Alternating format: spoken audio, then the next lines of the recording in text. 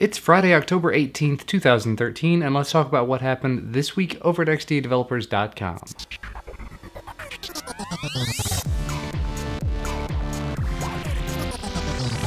First up, the Nexus 7 2013 edition has been out for a little while now, and apparently there have been some issues with it. When it first came out, there were some weird issues with GPS-related stuff, and then they pushed out updates, which apparently messed up the touchscreen. I keep saying apparently because I've never actually had my hands on the Nexus 7 2013 edition, so I don't have personal experience with it. Still on the 2012 edition, and honestly still pretty happy with it. But anyway, back to the story at hand. As I said, people were having issues out of one thing, and then there was an update from Google that seemed to have caused a problem with the touchscreen on various devices. Not necessarily every single one. However, XDA recognized contributor SFHub has come up with a fix that's supposed to work on about 3 out of 4 of the affected devices. It comes in the form of some different boot images that you have to flash to your device, and essentially you try one, you see if it works. If it doesn't, you try the next one. That doesn't, you try the next one, and then whichever one works for you is the one that you end up keeping. And as I mentioned there, you're going to be flashing something to your device, so of course you have to have it unlocked to do this, and you've got to have ADB and fast boot. That's kind of to be expected, but realistically, it's something that shouldn't be too difficult to get going on your system. And from reading the forum thread, the method that he describes to do this ends up locking things in place so that this touchscreen should not be updated in this way again. So once you get it fixed, Google can't come along and break it again. Moving right along to an update story that was very interesting. Android 4.3 Jelly Bean is now officially available for the Samsung Galaxy S4. Sort of. It's not available for every single variant of the Galaxy S4. It was intended only for the German editions of it, the international German, you know. However, XDA recognized developer Faryab has gone ahead and posted this on the forum with some instructions on how to put it on your device if you're not using the German edition. Effectively, you just end up flashing it using Odin. I'm sure there's more to it than that, but you can just check out the forum thread for all the details. So if you have that Galaxy S4 and you've been dying to try out 4.3 on it, even if it is a TouchWiz based version of 4.3, or to build upon this stock ROM, now you can go ahead and give it a shot.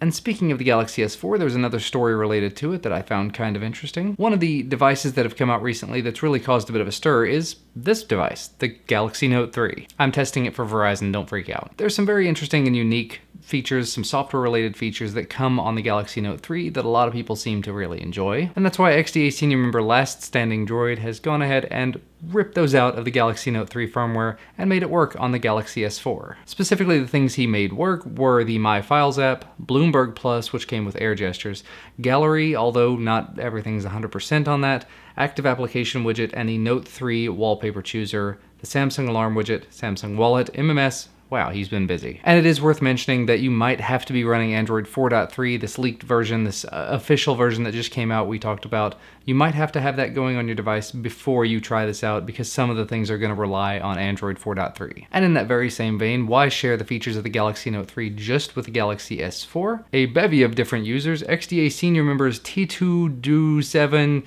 Ravjani, Slink59, and Rsaw, as well as a bunch of others in the original post, ported a bunch of the features back to the Galaxy Note 2. As far as what features they did port back, they ported back Air Command, the Gallery app for the Note 3, the Launcher app, the S-Note, Sketchbook, S-Planner, and more. So these guys have been very busy as well.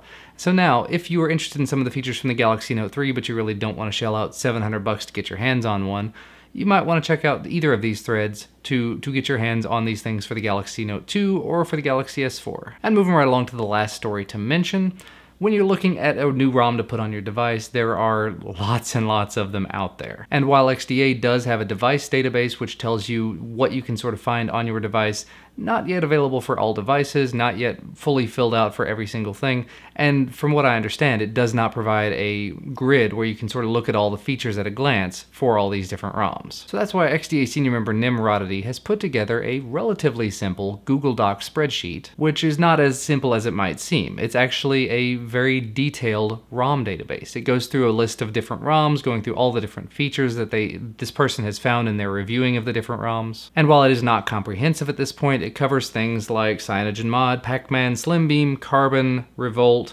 and now actually AOKP. Since the story was written, it's been updated since then.